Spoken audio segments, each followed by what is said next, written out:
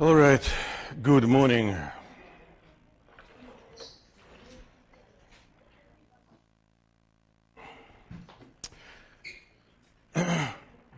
So once in a while, just to satisfy my curiosity, I check what is happening on a WebAssign. For many years I've done that. And when I feel something odd, I check it. And if I check it for one student, I'm required to check it for all students. And if I check it for one class, one lecture, I'm required to check it for all lectures. And WebAssign collects a lot of specific information. For example, here, a student spent 1 minute on a WebAssign answering one question. I can't assign a full participation for that, can I? I don't think so. Another example, a student logged in from Comcast. That's not a BU network. And in 1 minute answered 6 questions in a row. What does it mean? I don't know, but it doesn't look to me like participating. So once in a while, I check WebAssign data, all of it. There is a simple algorithm which I use to find anything odd. And that algorithm set odd things to 0. So, of course, mistakes may happen. Mistakes may happen. And if you are absolutely sure you've been present, but your participation grade is lower than you think it should be, just send me an email. I cross-reference, I'll check everything I can. Most probably you will be right. Maybe not. Things happen. So, another example when feelings actually helpful. Yesterday, right after the lecture, when I left, I had a feeling something went wrong. And it wasn't related to technical issues. Technical issues, not issues. It happens. It was related to something conceptual. So I gave my brain a task, figure it out. 30 minutes later, when I was actually driving to a meeting, this slide came right in front of my eyes. I made a mistake, and I knew it. And well, of course, if we made a mistake, we have to fix it. You know what? Yes. So the mistake is actually really kind of simple. A cosine is a symmetrical function. There is another point with exactly the same value, but that point is located on another side of the vertical axis. So it looks like it is located in a negative time. Here, exactly the same value. But the thing is that we're actually shifting this point, and that's how it's supposed to be shifted, to the right. And there is, of course, the easy check. I just had to choose another instant, for example, t equals 1, and calculate x at t equals 1, 7 times cosine pi over 4 minus pi over 4, 0, which gives 7, which means at t equals 1, now we should observe the maximum. So the fix is, of course, very easy to make, but the minus says shift it to the right. So after having felt twice, I Googled this, when feelings may play an important role. And one of the top answers is, when it comes to learning, I didn't read this, so I don't know what it means, but you can just repeat this, search, and read it. Turns out many, many answers tell us that emotions may play an important role. I wouldn't know. Okay, so Question to you, please. That's what we talked about last lesson at the very end. The potential energy of an object making simple harmonic motion changes in time and with location, and the kinetic energy, but total energy, neglecting friction, remains the same. And now, what would you say? How many joules in this situation does potential energy have if this cart, the mass of this cart is 250 grams, travels at 4 meters per second through the equilibrium? That's what we know. How did we measure it? Force sensor or no? You will be using force sensor and the ultrasonic motion sensor in a lab. But to measure speed, we need only motion sensor. The motion sensor gives us instantaneous location, instantaneous speed, even instantaneous acceleration. So we've measured it, and turns out when the cart was traveling through the equilibrium, the speed was 4 meters per second. So now, if you use this information, please calculate the maximum potential energy of this cart.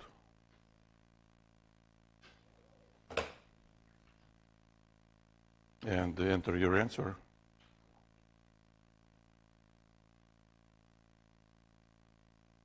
In joules.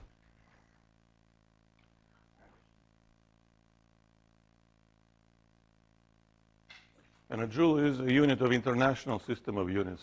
It's a Newton times the meter. And a Newton also is a combination of a kilogram, meter, and second, well, over second squared. So this is an actual problem you have to solve.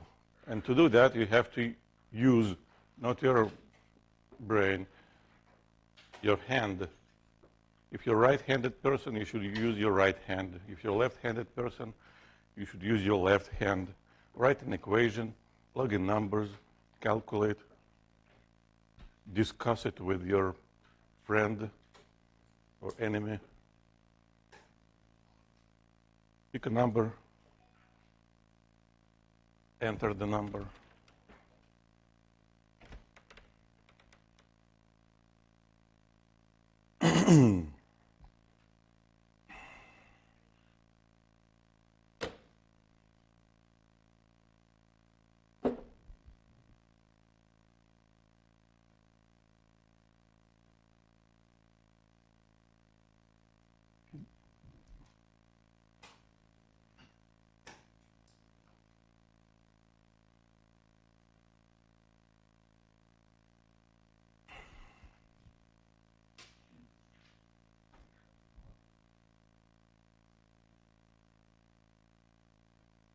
Also, I found some students used to answer for all questions, answer number one, no matter what. Well, my theory is student testing probability theory, figuring out how many times it would be right.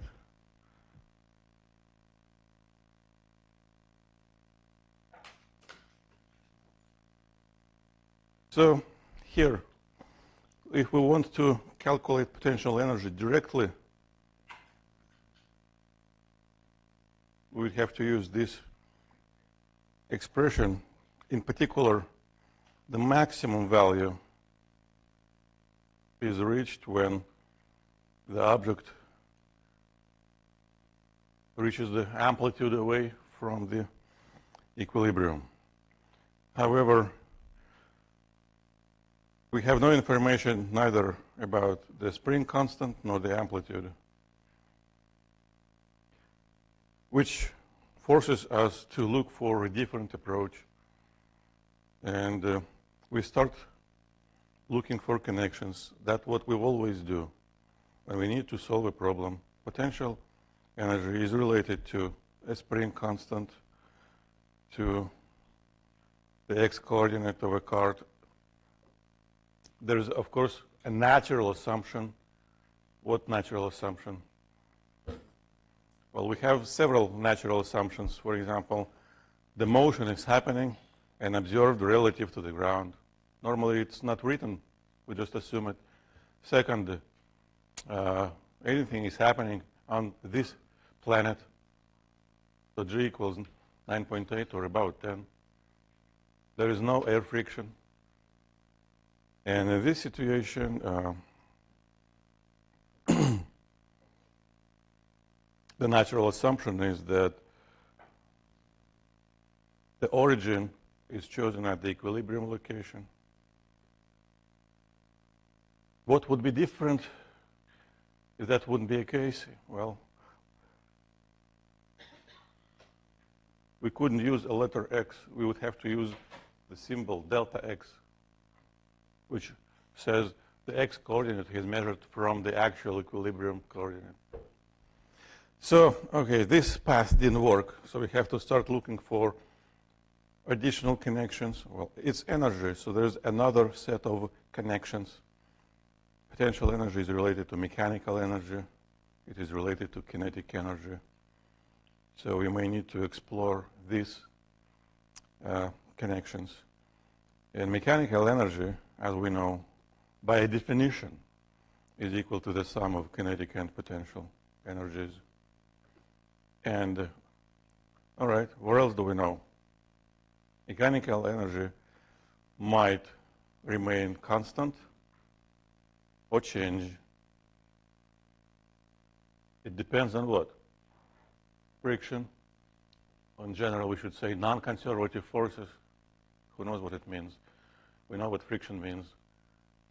So, no friction, mechanical energy conserved. That's another natural assumption for every problem like that. And that means we can apply the law of conservation of energy to two most important locations, the equilibrium and the extreme location when the object is away, the amplitude away from the equilibrium. At the equilibrium, mechanical energy should be equal to maximum potential, maximum kinetic, sorry. Someone sneezed and that scared me. Maximum kinetic.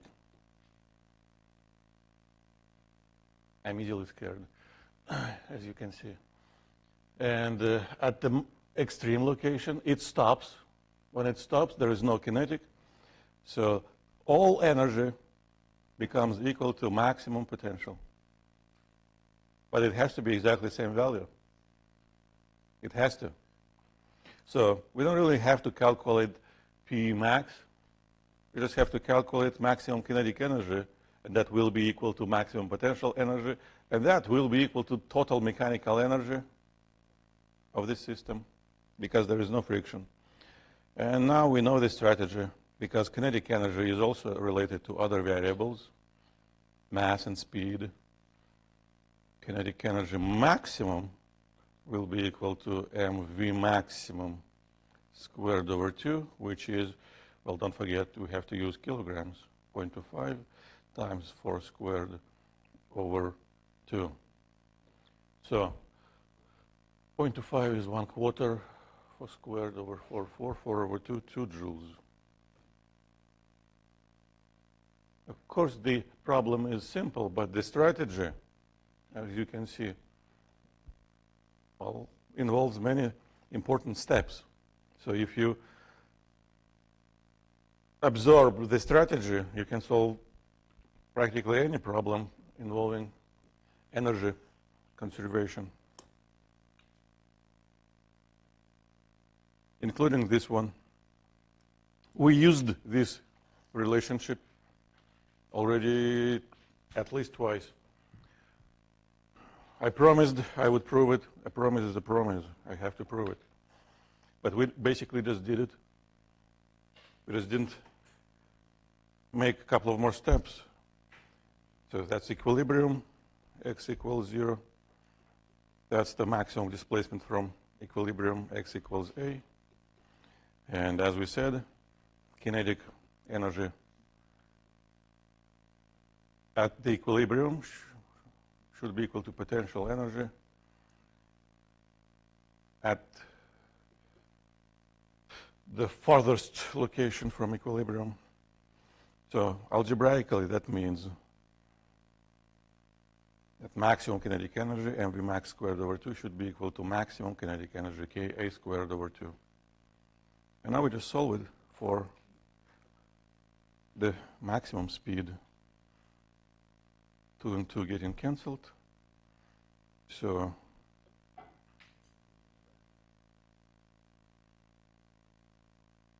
and the square root of ratio of spring constant over mass, that's by definition is angular frequency.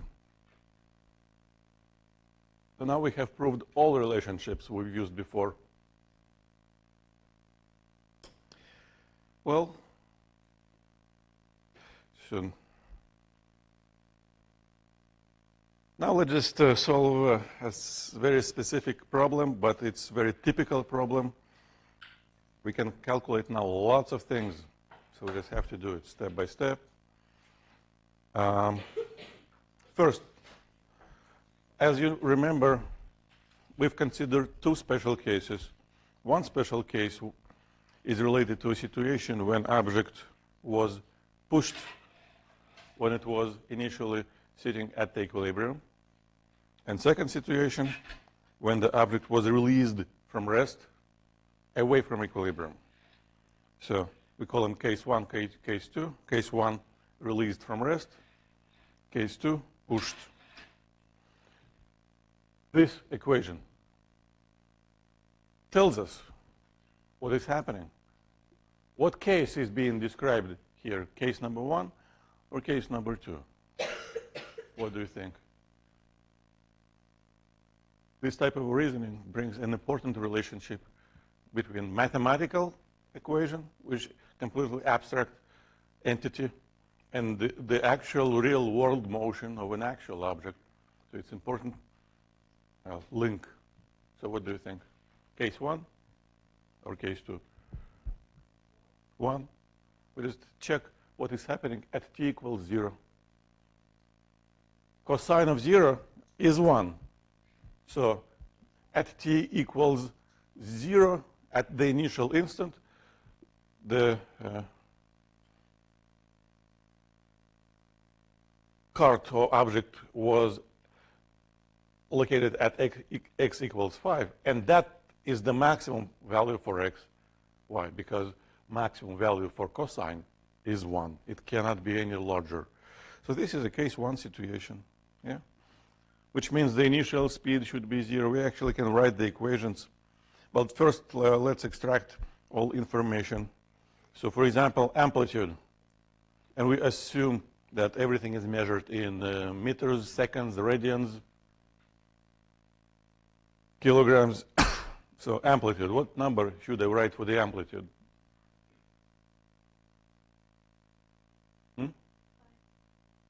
What does the gentleman in the white shirt think? What number should I write for the amplitude? Okay, you moved. Now you moved again. What number should I write for the amplitude? I can just hear you. Say it loud. 10. Wrong. Sorry. The lady was correct. So you should look at the graph. That's a good exercise to sketch a graph. And the graph for cosine begins, well, for this cosine begins at 5, goes to 0, goes to -5, and goes back to 0 and to 5 again. And your answer assumes that people call amplitude this span. No, the official definition of the amplitude is maximum displacement from equilibrium, which means in this situation from 0. That's what we call amplitude. So according to the definition, that should be equal to 5 meters. But the distance traveled from one extreme location to another extreme location, distance between two amplitudes, that will be equal to 10 meters. So, for example, I can ask you, please tell me distance traveled by this cart in one period. What number should you say? How many meters does it travel in exactly one period? What do you think? 20 meters? One period is an equivalent of 4 quarters, and for each quarter of a period, this car travels exactly 5 meters. We started, well, let's say it's 5 meters, so 5, 5, 5, 5, or 20, 10 and 10, 20. There is a standard question in a problem like that. Calculate the distance traveled in a minute, for example. Distance traveled in 1 minute. We will calculate it. How? Well, we know that in one period, it travels 20 meters. So if we knew how many periods are in 1 minute, we could just multiply the number of periods, the number of oscillations, times 20 meters.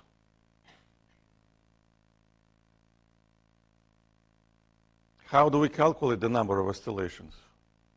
Well, we have to relate it to the period. The period, by definition, is equal to time of a certain number of oscillations divided by that number.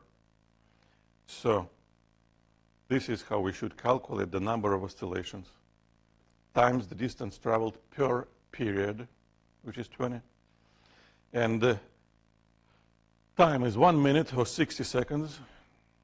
So if we knew a period, that would solve this particular problem. This is a very typical situation. Do we know a period? No. Nowhere. So we need it, but we don't know it. What do we have to do? What do we have to do?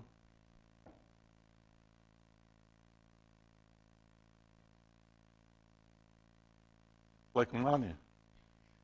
You need it, but you don't have it. What do? You find it. So we need this variable to make a next step, but we don't know it. So that means we are refocusing our attention from what we were looking for initially to what is now our new immediate goal. So we start thinking about period again, but now we have to relate it to something else, and we start remembering connections. The period is also related to frequency or angular frequency. Well, frequency and period are inversely proportional, and angular frequency and the period are inversely proportional with the coefficient of 2 pi. Personally, I prefer a mnemonic rule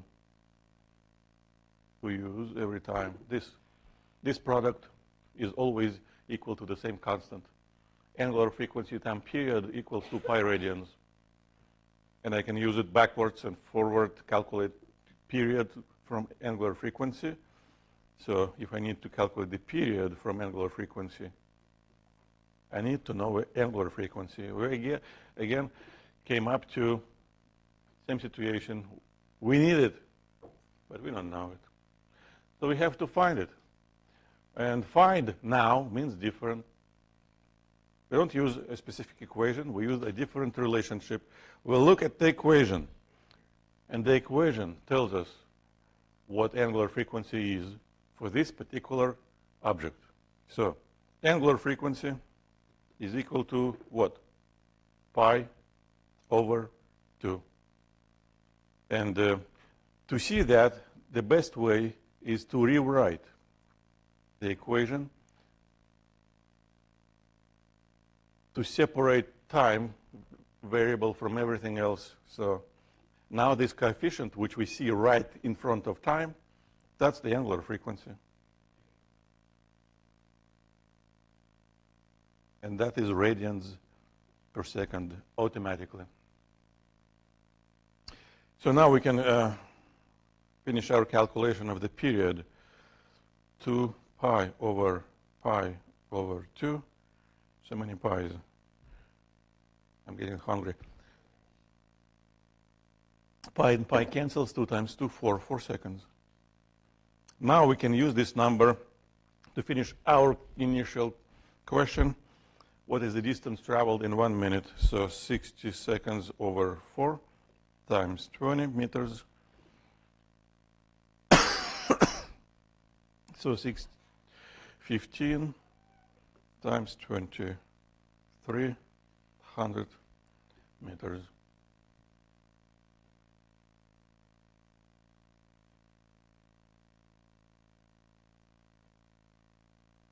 Amplitude, angular frequency, period, well, regular frequency will be equal to 1 divided by the period, so 1 over 4, or 0.25 hertz. Now, it's very, again, easy to calculate maximum values. Vmax, I'm not going to do it. I'm just going to write again, equals amplitude times angular frequency, multiply two numbers. Maximum acceleration equals amplitude times omega squared, multiply two numbers.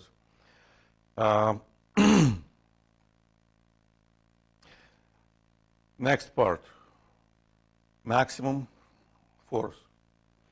Well, the maximum force is reached when the object is at maximum displacement, A times A. We know amplitude, but we don't know K. So we need it. We don't have it. We have to find it. And there is always a question which I always ask myself, even not out loud. What can I do now to find what I need to find? What can I do now? Well, I have to start searching for relationships between this variable and other. And we know it is related to mass. It is related to angular frequency. By definition of angular frequency, so to calculate spring constant, we just have to multiply two numbers again. And we know the mass, and we know angular frequency, so done.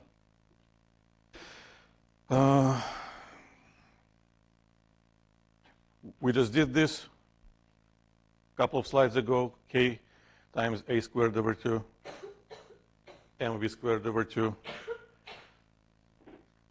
Same. They actually all will be equal to each other. It doesn't matter how we calculate them. So the most interesting part starts here. All right, I'm going to need a new slide with that.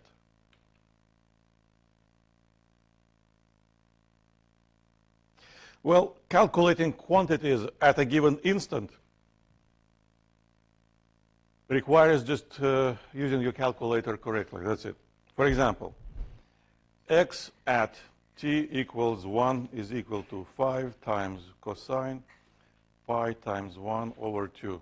Please take a calculator and calculate it as an exercise.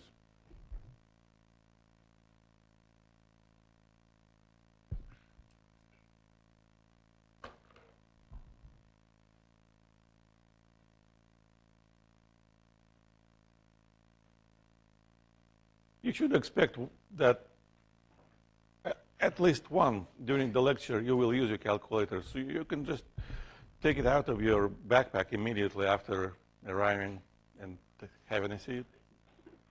You're going to do it anyway.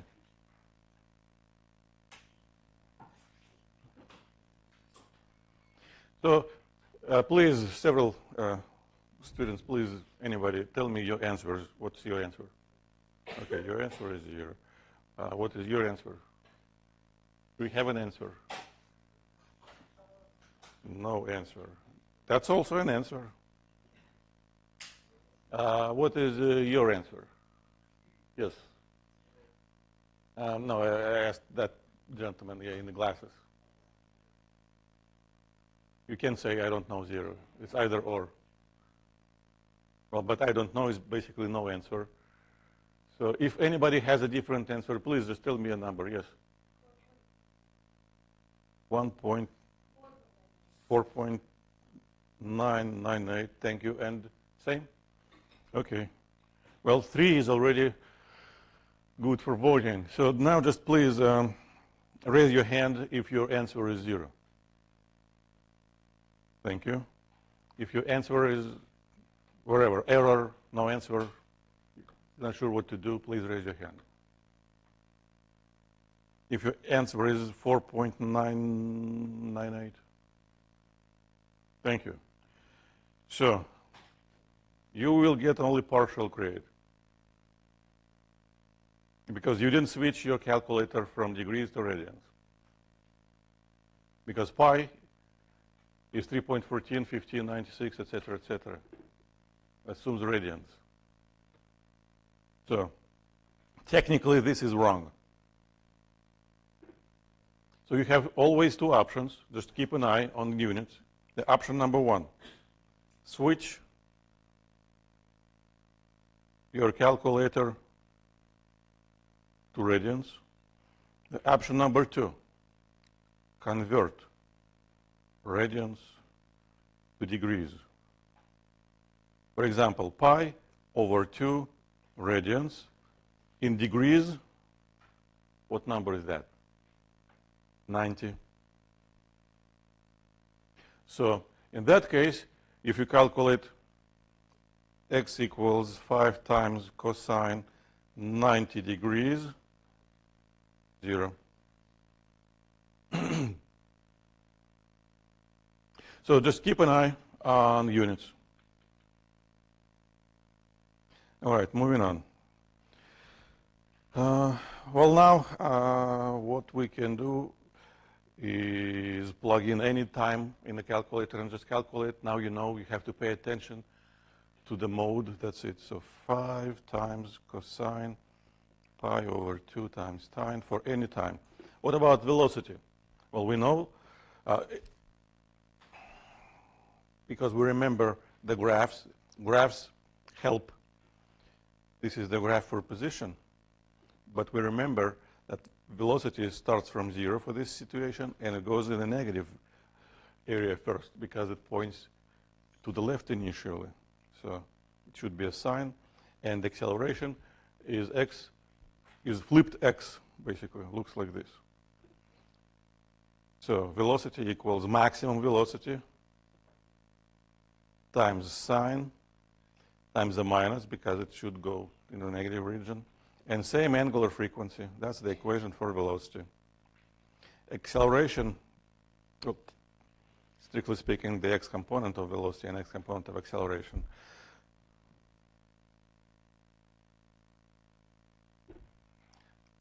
It equals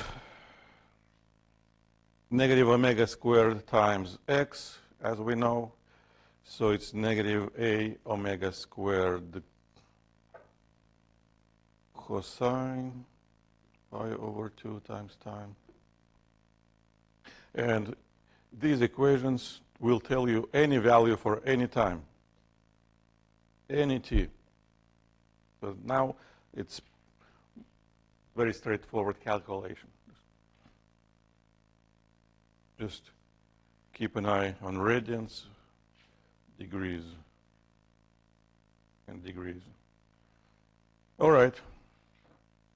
And now we need to figure out something about time when something had happened. For example, well, something happened at x equals 1.25. Of course, it happens at a certain instant. So we can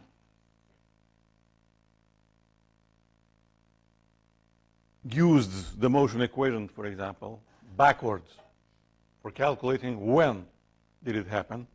And then we can use that time for calculating speed and acceleration. So let's say x equals 1.25. X equals 1.25. So the motion equation says it should happen when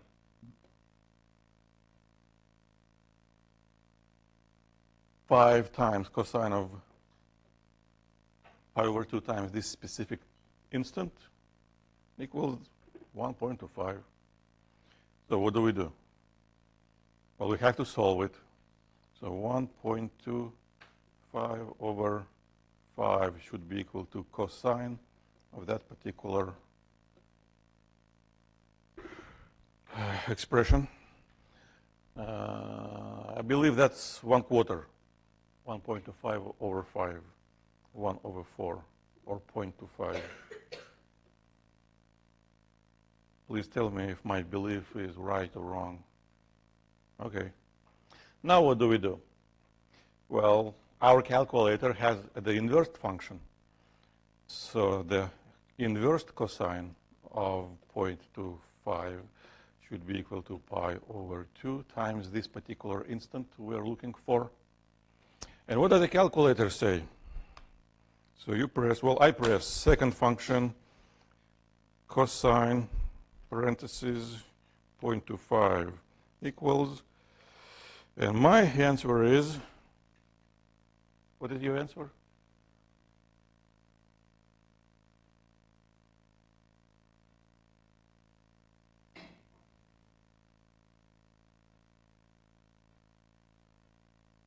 Exactly like mine.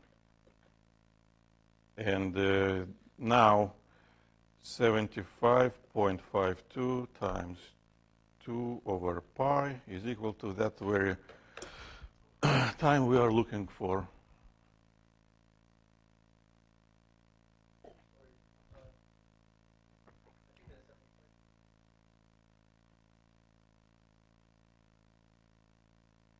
You think, or you sure? So why do you say I think? You're absolutely right. Yeah. If you look closely, the calculator tells DEG means degrees, but pi is in radians. So this a fraction has mixed units, which is wrong. Technically, we could correct it easily. We just have to remember those degrees and those are radians. So we still can make it work. We just have to convert radians into degrees or degrees into radians. Doesn't really matter.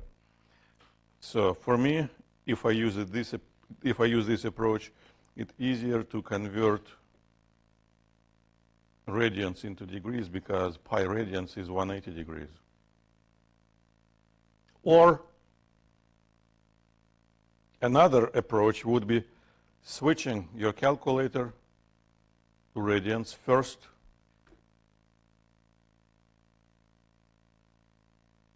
and in that case, instead of 75.52, you would have a different number in radians automatically. So now we can finish this calculation.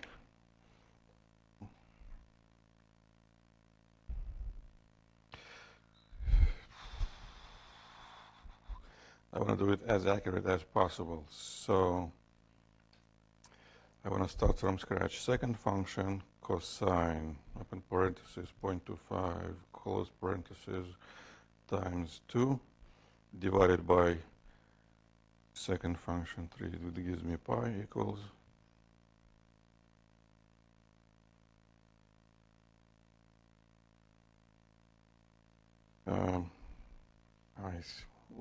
I didn't press parentheses.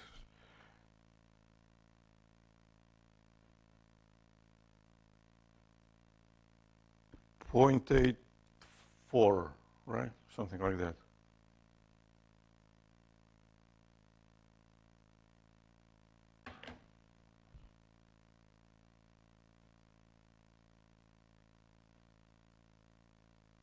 Let's check it. I'm not sure. I don't remember the answer.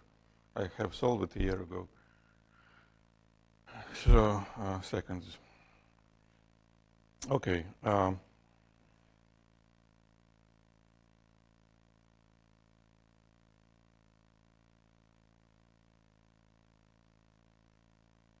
No, too soon.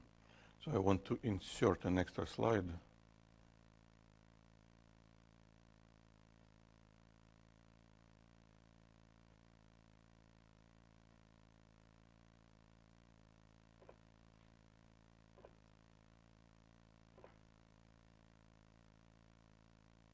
All right, so okay, the equation is x equals 5 times cosine pi over 2 times time. And this is the graph.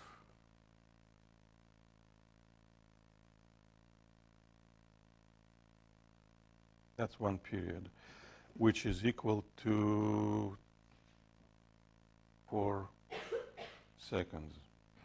So a half of a period will be 2 seconds, and a quarter of a period will be exactly 1 second, 1 second. So 1, 2, 3 seconds, 4. Now, the amplitude is equal to 5 meters. And 1/4 of the amplitude, 1.25, is a quarter of the amplitude. It's somewhere here. This is 1.25. So starting from initial location, 5 meters away from the equilibrium, the object starts traveling toward the equilibrium, and this is how much time it takes to reach this location at x equals 1.25 of a meter. This is the first instant it happens. And it makes sense now. Our number was about 0.8, which is slightly less than 1 second.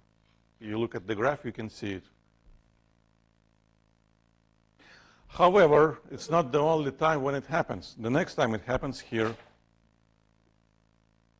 And if it keeps moving back and forth, it's going to reach the same location again and again and again, and you can see when it's going to happen again and again and again. So, for example, if I ask you, when is going to be the next time? Well, the next time will be here, 3 seconds plus 0.8, so at 3.8 seconds. The calculator gives you only one possible answer, the smallest one. But if you look at the graph, you can figure out all other possible times when the same location is reached. Plus, if you look at the graph, you know that first time the car travels through this location to the left. Velocity points to the left. How do we know it? Well, for example, we can look at the slope. The slope is negative. And the second time, the same car travels to the right. And so we have it released from rest to the right, 5 meters. We released it. And first time it's here, traveling to the left. And it goes all the way to the negative amplitude, goes back. And second time it's here, traveling to the right.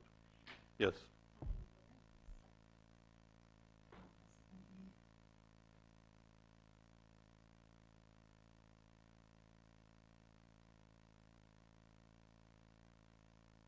At t equals 3 seconds, the car is at equilibrium.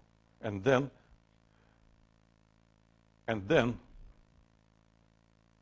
right from equilibrium, it reaches 1.25.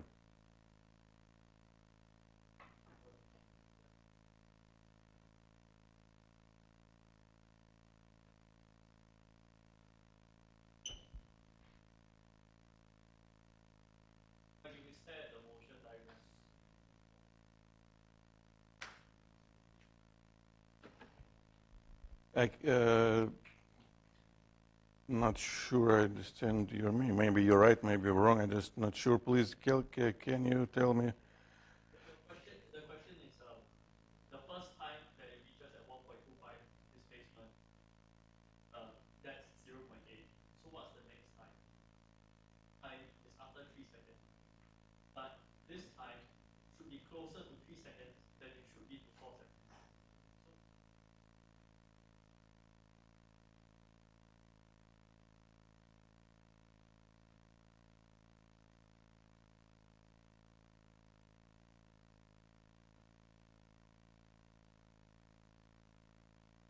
we should add a half of a period.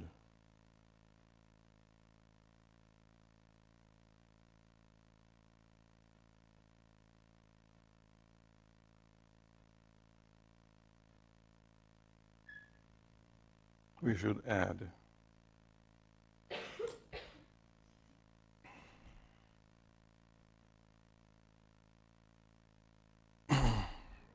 0.8, 1, 2, 3,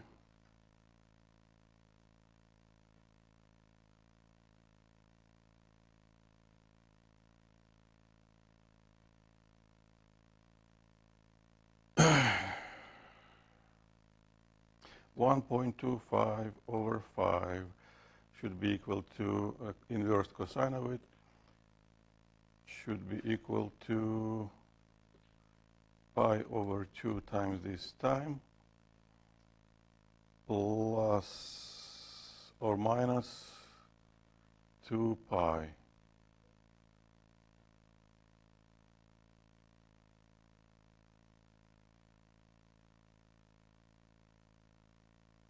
Plus or minus 2 pi radians.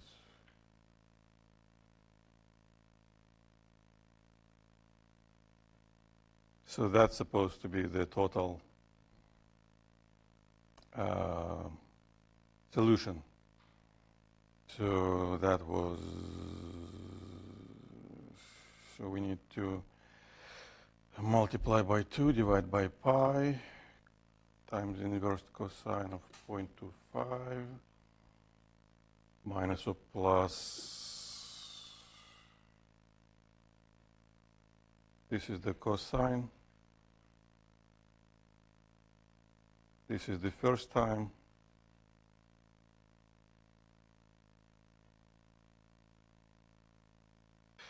so cosine,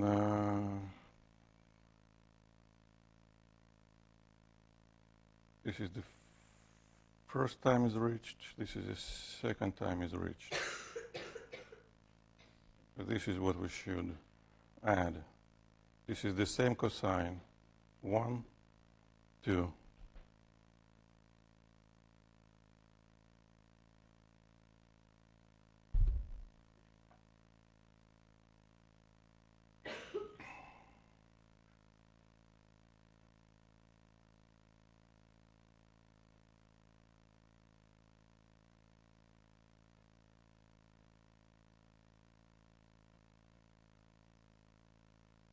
So this is the equivalent of 0.8. This is the equivalent of 0.8, and the total period is 4, which is 1 whole revolution. 4 minus 0.8. Plus 0.8 is equivalent to taking the negative y-axis. So it only means, yeah, my graph is probably very, very skewed because I don't see it from my graph. Mathematically,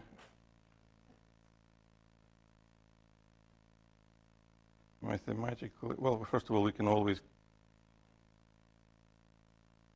check it by direct calculation.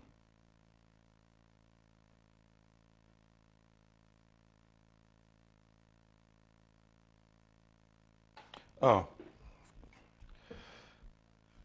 now I see it. Again, this is 0.8, this is 0.8. And in my mind, I looked at this and I thought this was 0.8. Because if I made a mistake, I need to figure out what went wrong. This is what went wrong. My mind played trick on me. This is not 0.8. This is 0.8. And I have to subtract the same amount from 4. Absolutely right. So 3 seconds, and that will be 4 minus 0.8, 3.2 seconds. Thank you, and thank you. And this is a good illustration how little things in your graph may confuse you, if they confused me, you know, who've been doing it for a long, long time. But as I've told you, my brain doesn't work in the morning, so as efficiently as it should be. All right, perfect. Now we are all on the same page.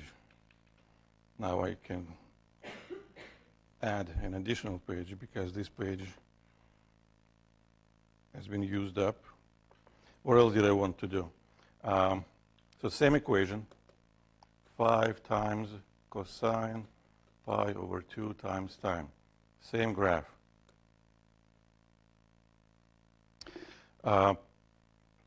There are several special locations, like 1/4 of the amplitude.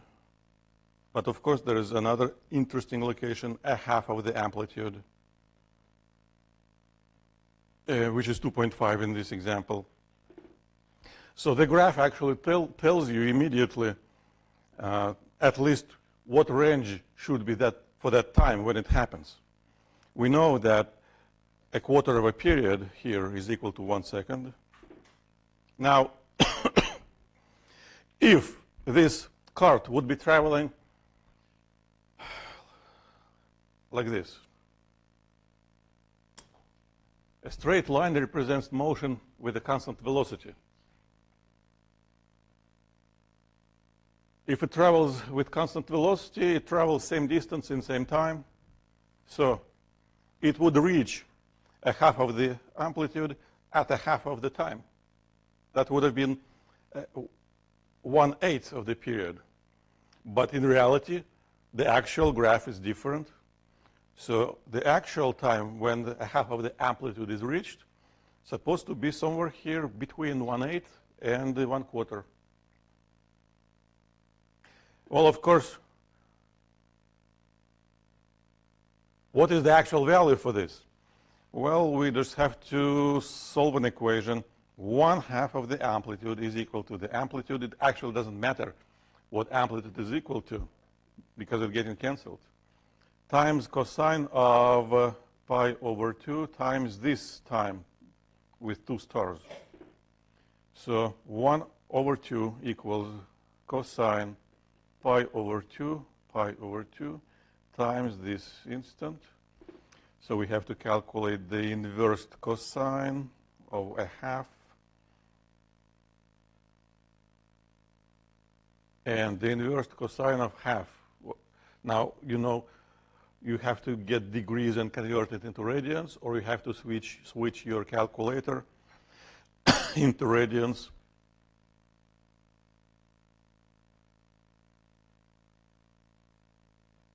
My calculator tells it should be 60 degrees or pi over 3 radians.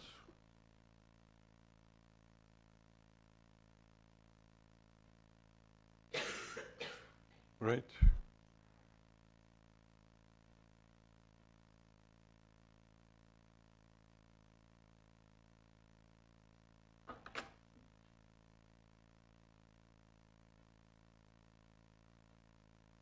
So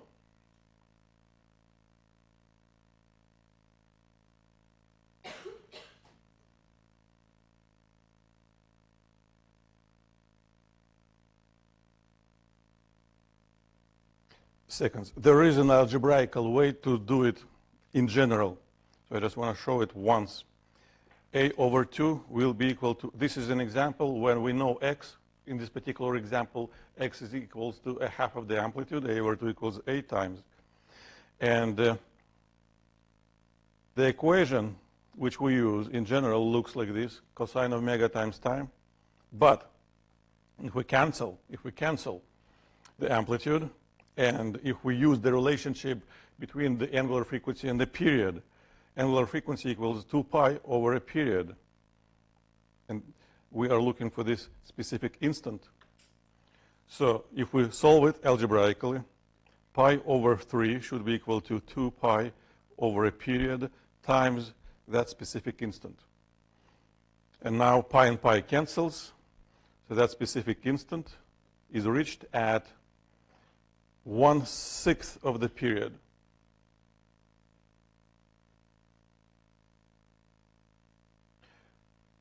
So this is an illustration that sometimes, again, we don't really need to know some variables like amplitude to answer a question about location or a time.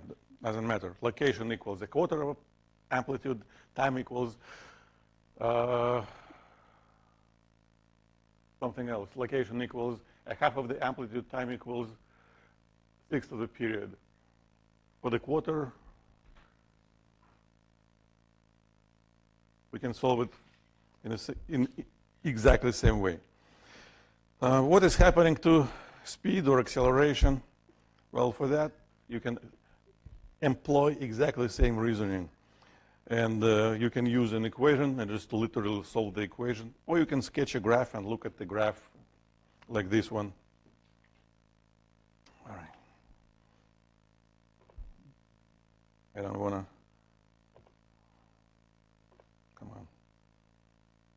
So just, again, a simple last illustration for velocity. Velocity starts from 0 and goes to some maximum value, goes back to 0 and again, and again, and again 1/4 of a period, is equal to 1 second. So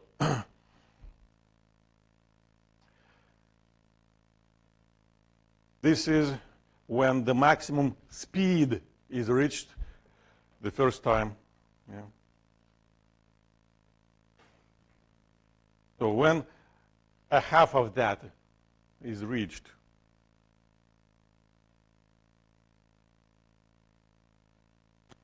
well, the graph tells us, that again, it should be somewhere between 1/2 and now a 0. This is when it's reached the first time. For the motion, it's constant velocity. Constant velocity, it would be reached at 1/2 of a period, but for simple harmonic motion, it is reached before that. So the graph tells us immediately, but of course we always can write an equation.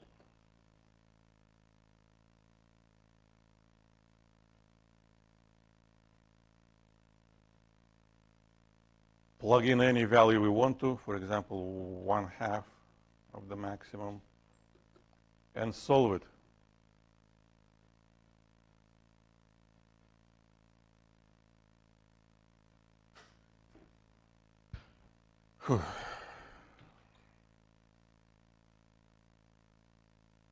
I would recommend at home try both approaches, geometrical, graphical, and algebraical as well, to see that you're confident and you get the same results and you don't make mistakes like I made before, confusing parts of the graphs.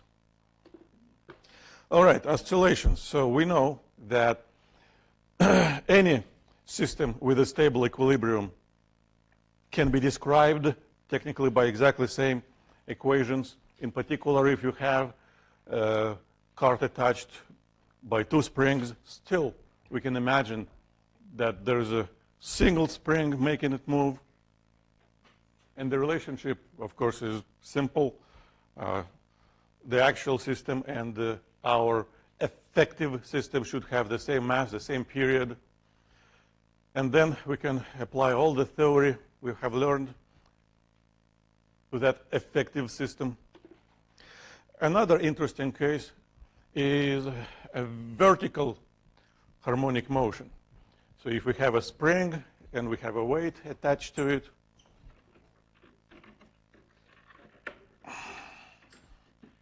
the spring is coming right now. First of all, we need to remember the empty spring has no interest for us. We have to attach a weight to it because this is our system. And here, we can and should choose the equilibrium and origin, 0. And now, if we deflect it, pull down or up and let it go, it starts oscillating up and down, up and down, up and down. Now, the oscillation, the period, of course, depends on the mass. This is the new equilibrium now. If I change the mass, I should shift my equilibrium to the new, my origin to the new equilibrium. And I can see that now, with the more mass, the period is larger, frequency is smaller. Well,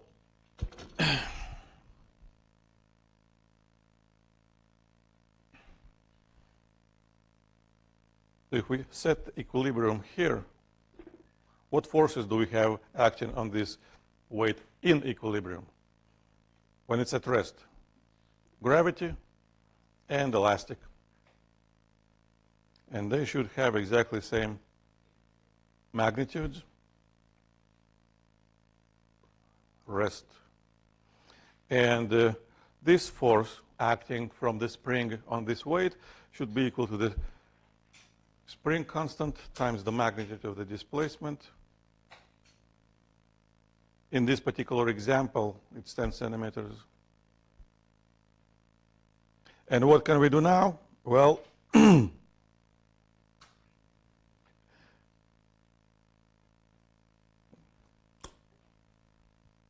we can imagine that we deflected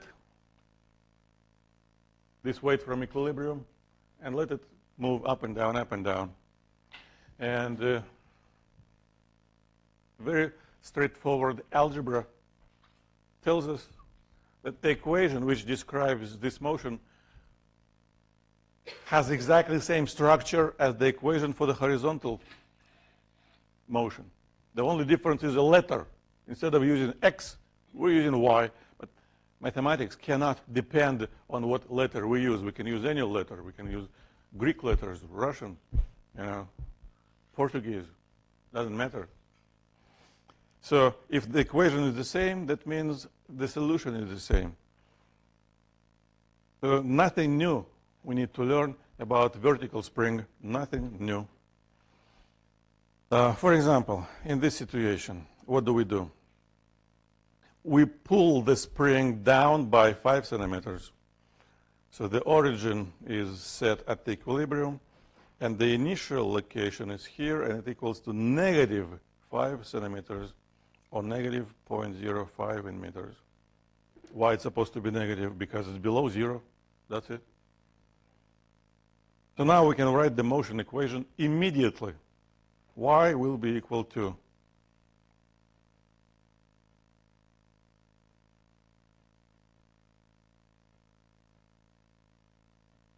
we have to write a negative sign. We have to write the amplitude, which is 5 centimeters or 0.05 over meter, times we have to choose the function cosine or sine. In this situation, we have to choose cosine because we release it from rest.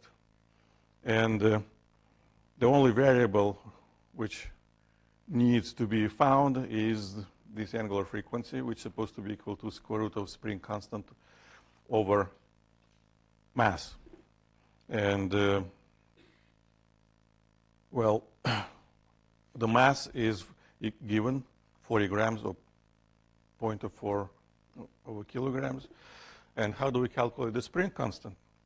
Well, again, initially, when the weight was resting, force of gravity and elastic force had exactly the same magnitudes. So we can solve this for the constant. Mass is 0.04, g equals about 10, and the elongation of the spring was 10 centimeters or 0.1.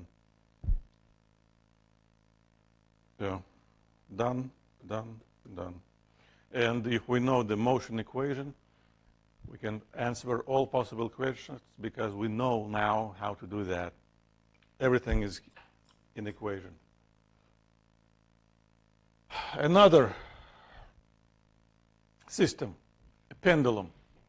A pendulum is something which swings on a string, or not necessarily on a string, maybe on a pivot, about the pivot. And we don't have to learn anything new about it, because a pendulum just an object which makes rotational motion, or even simpler, just circular motion. So what do we know about rotational motion? Everything. So let's say this object is kind of nailed, yeah, at a certain location, deflected, and let move. We know that there is a force of gravity acting on it, applied to the center of gravity or center of mass. And we know that this force exerts a torque about this particular axis. We learned it a couple of weeks ago.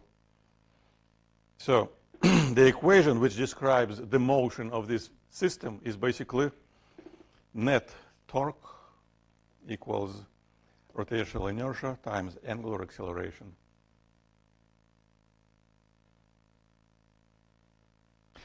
Well, we can repeat all the work.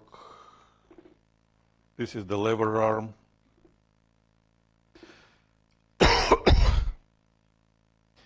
The tricky part is that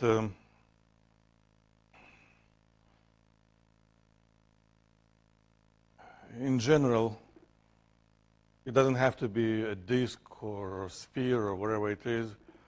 So this variable might have a very complicated structure, but we don't care, because instead of, well, this is just a principle. Instead of talking about the actual so-called physical pendulum when an actual physical object is moving back and forth, we can just talk about simpler situation, simple pendulum, a massless string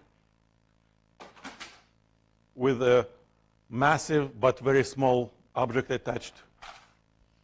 And in this situation, we can repeat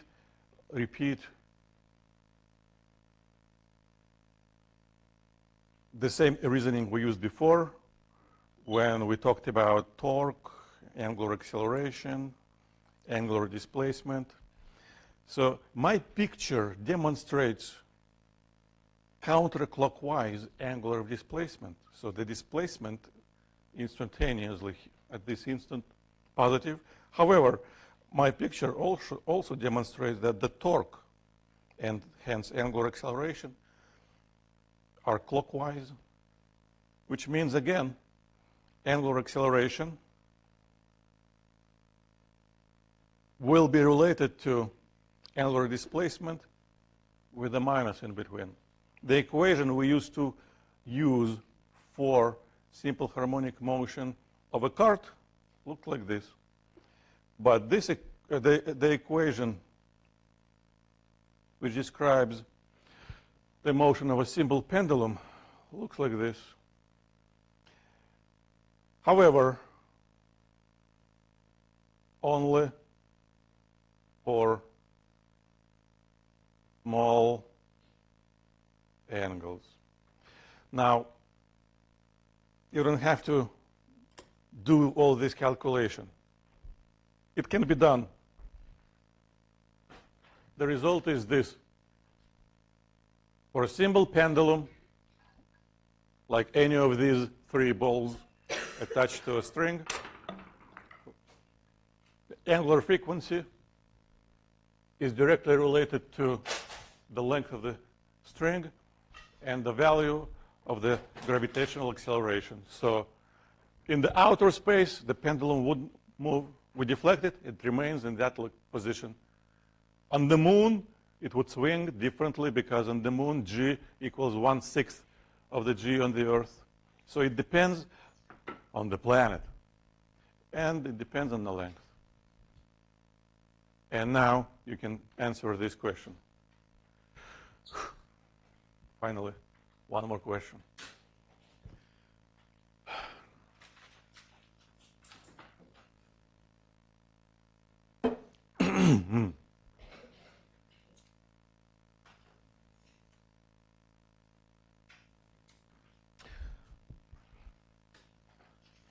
You look at two pendula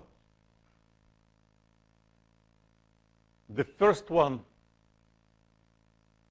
is heavy, second is lighter, but they attach to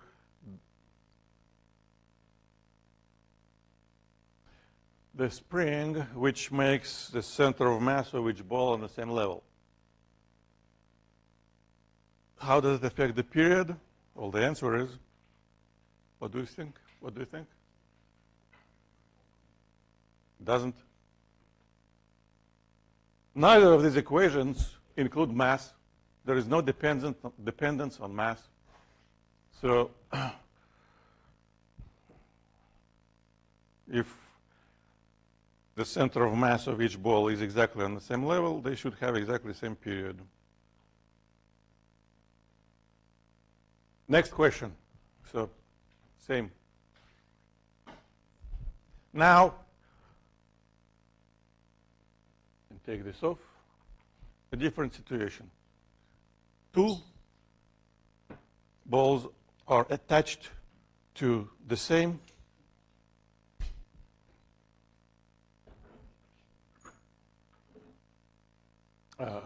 two balls with the same mass are attached to different strings. One is longer, one is shorter. How does it affect the period? The answer is in the equation. When you increasing the length, you're decreasing frequency. So it's have to move slower. And, well, of course, it's very easy to check by direct experiment. In this situation, actually, because the string is 4 times longer, the period will be twice of this. 1, 2, 1, 2, 1, 2, 1, 2. Well, and to finish our talk about oscillations, which is exactly what I planned, let's talk about one specific example. We call it driven oscillations. So this is a case, what we call a simple harmonic motion, when only the restoring force is acting on this object, nothing else. But what can we do? We actually can attach an additional element connected to a motor, for example, or just hit this object every time. So we might drive the oscillations. Turns out applying an additional force doesn't always help. Sometimes it does, sometimes it doesn't. It actually depends on the frequency of the applied force. This object has its own natural frequency. Yeah? Like a vertical spring, if we know the mass, if we know spring constant, we can calculate that natural frequency. This is the natural frequency. And if I drive it with a lower or higher frequency, what's going to happen? How does it affect it? Well,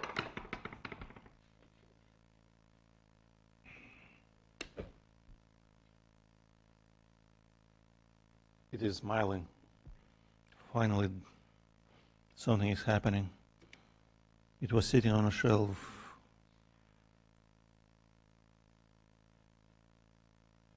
So I'm driving it at actually 10 hertz. Spending some energy, applying some force, but nothing really happening. I saw that the natural frequency was about, well, maybe 1 or 2 oscillations per second. So what I want to do, I want to decrease the driving frequency, make it closer and closer to the natural frequency. 7 now.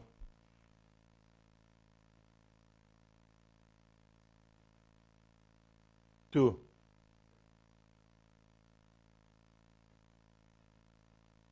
1.8. Well, I can see something starts happening. 1.5.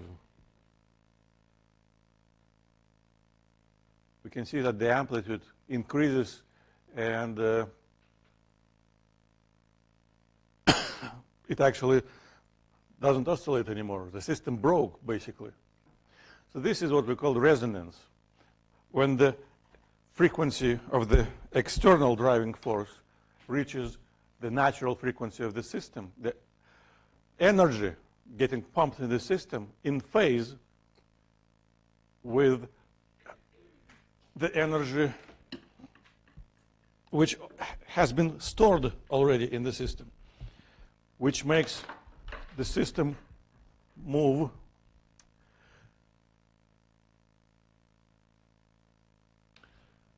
with larger and larger amplitudes. We call it a resonance. And the resonance actually might lead to very destructive events. If you look at this video, you can see how the bridge starts moving and eventually breaks. And that is one of the reasons why, for example, when troops walk on the bridge, they don't march, because there is always a chance if they march, they might hit the natural frequency of the bridge, and everything oscillates. Even if the initial amplitude is very small, if the natural frequency is hit, more and more energy might be transferred to the system, and eventually the system might break. But the resonance also is a good thing because it can be used to amplify signals, what is happening in different radio circuits. Done with oscillations. Any questions? So we start in a new topic related to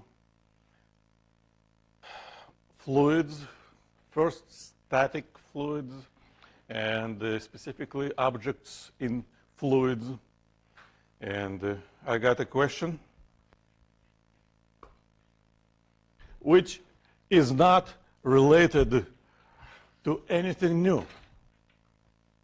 It is related to your knowledge of forces and experience of drawing free body diagrams.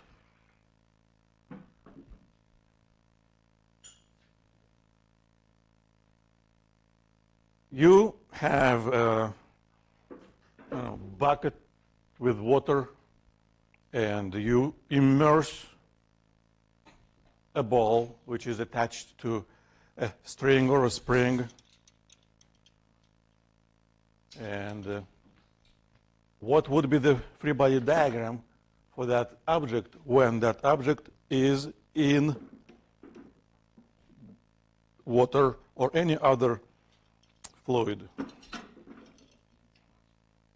So, of course, first you have to draw your own diagram, then you have to look at it, and then you have to compare your diagram with any of the given diagrams, and if you see your diagram, you choose whatever number you see. If your diagram is different from any of these, you choose 6, none of the above. That's how it should be done.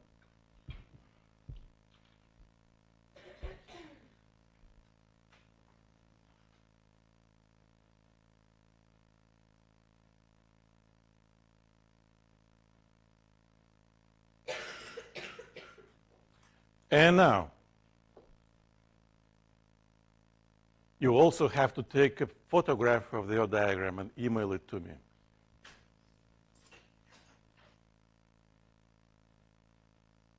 Again, this is my BU email address, VALBU and BU.edu.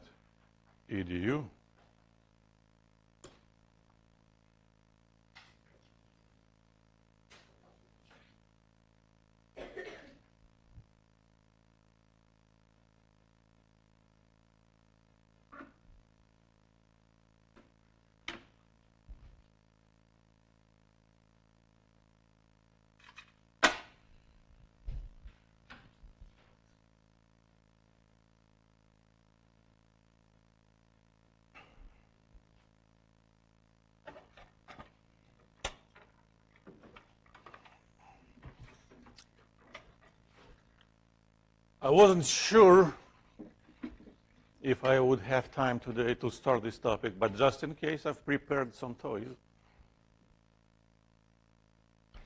Today I'm going to use only scale and a ball, which you see on the screen, a bucket. Of course, I need to fill up this bucket with water. And you can see the scale shows the mass of this water with the bucket.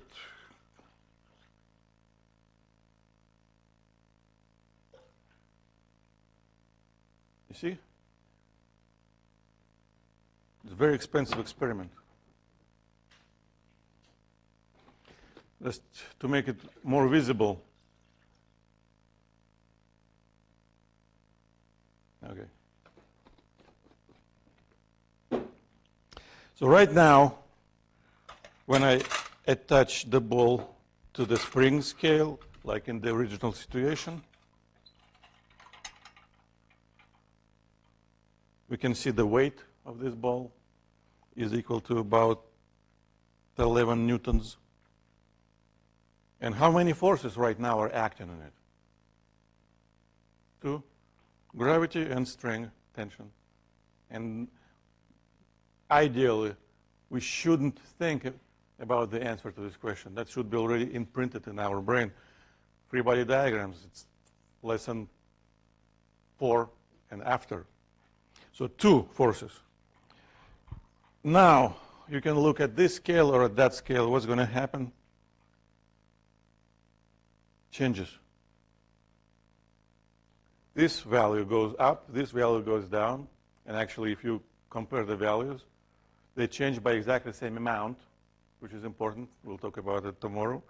But more importantly, to answer this question, this value changed. That means, in addition to 2 original forces, there has to be something else acting on it. So when the ball is in the liquid, how many forces should act on it? 3. Do you see any picture with 3 arrows? No.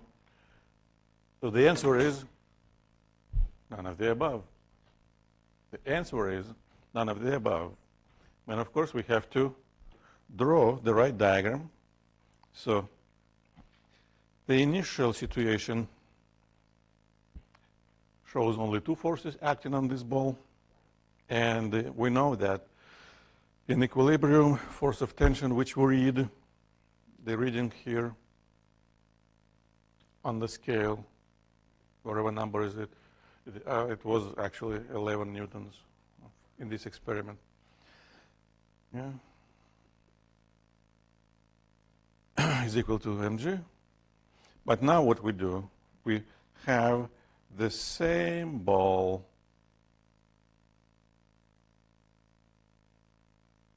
in water. So now, how does it change force of gravity? It doesn't. Force of gravity depends on mass, and G, still 11 newtons. But we could read that the force of tension changed. It wasn't 11 anymore. It was actually about 2 newtons. That could only happen because a third force, not Republicans, not Democrats, started acting on it. The third force, every force has its source. And what is the source for the third force? U in politics. Water in the bucket. Not the buoyancy. The buoyancy is the name of the phenomenon. But the actual source is always an object. We can touch it. If you touch it, you feel wet. It's water. Water is acting on this ball, exerting that force, which has a name, the buoyant force.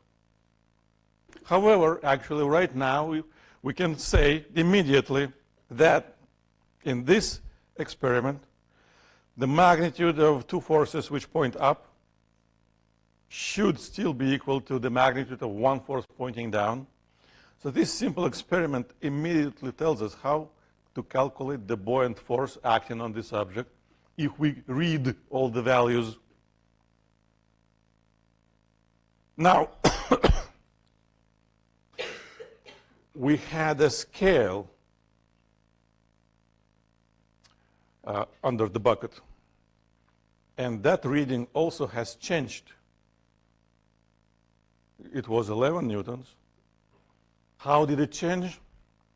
Well, now, of course, we have an additional force acting on the scale, and that additional force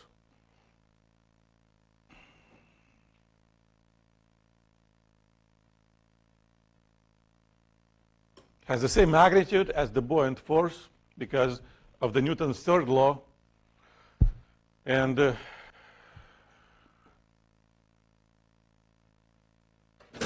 now we only have to study the properties of this new force, what it depends on, how else can we calculate it, what if we don't know some of these readings.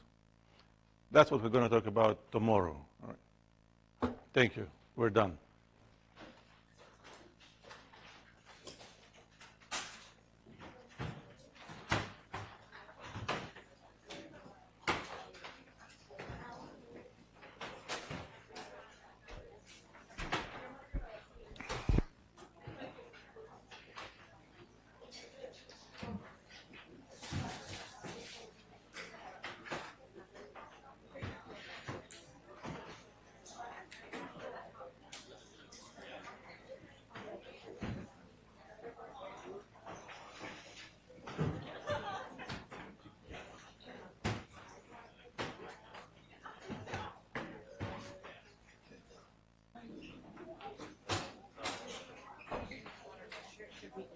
Yes.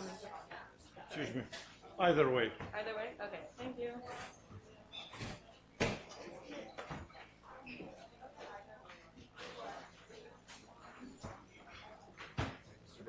Yes. I didn't pick up my exam yesterday. What did you do? I wasn't here yesterday, so I didn't grab my exam.